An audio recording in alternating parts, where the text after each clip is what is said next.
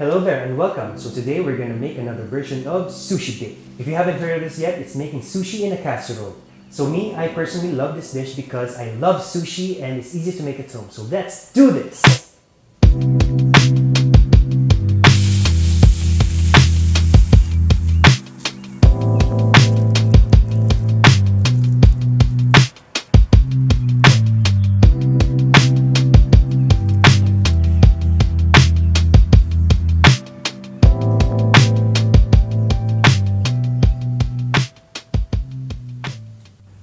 First, we gotta make sushi rice. We make this with 2.5 cups of cooked rice. It's best to use Japanese. Then we add 1.5 tablespoons of sushi vinegar. You can make your own at home by mixing rice vinegar, sugar, and salt. Then I added 1 tablespoon of sesame oil. I love how it adds an extra layer of flavor to the rice.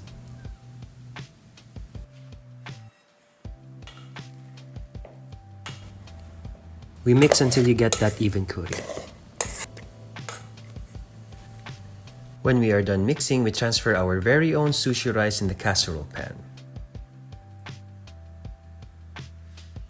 And flatten it out with your rice paddle.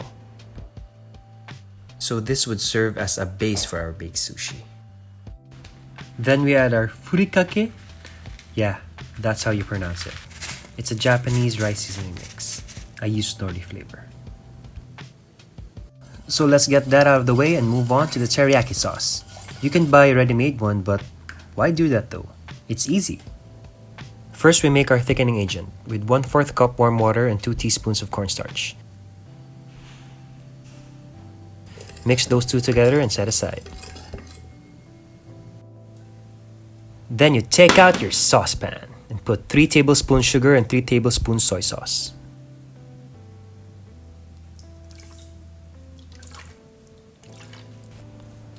Add in 1 tablespoon mirin. This is sweet rice wine. 2 by 2 centimeter ginger and 2 cloves crushed garlic. Bring heat up to medium-low burn and stir till you get a fine simmer. That's when you add your cornstarch mixture. Keep stirring until you get the desired consistency like this. Remove ginger and garlic, and now you have your very own teriyaki sauce. And now we make our rice topping. We mix together 1/3 cup cream cheese. I use Philadelphia. Make sure it's room temperature so it's easier to mix. Then add 1/3 cup Japanese mayo. Then add 3 tablespoons of our homemade, not so secret anymore, teriyaki sauce. Mix until it's well incorporated. Then set aside. So here we are to the start of the show. The salmon fillet. 350 grams of lean meat. Take out the skin, dice into cubes or manageable sizes, and pre-bake at 180 degrees Celsius for 10 to 15 minutes unseasoned. After baking it, we transfer to our mixing bowl where we also add in our mixture. Fold it gently because I like mine with some chunks, and then we add this on top of our seasoned rice with an ice cream scooper, or you can use a spoon.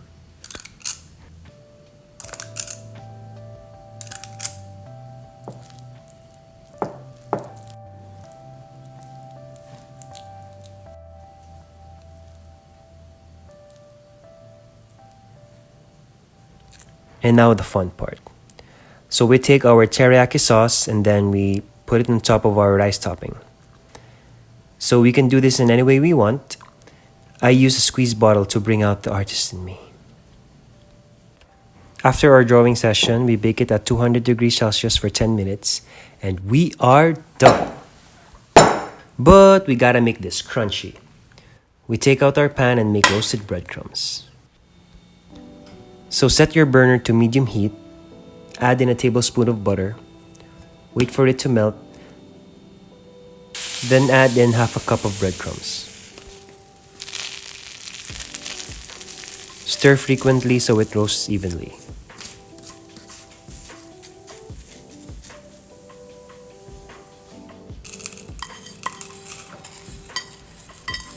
Crunch. Then we garnish it generously to to our baked sushi. And why not add in some spring onions for that extra touch, and voila! You have done good and made a delicious meal for your family and friends, or for yourself. And of course, that final touch, the nori wrap. Heavenly. And that is it, my take on teriyaki baked sushi. I hope you enjoyed the video. If you have any questions, just comment down below. And if you like our content, don't forget to subscribe, and I'll see you again in the next one.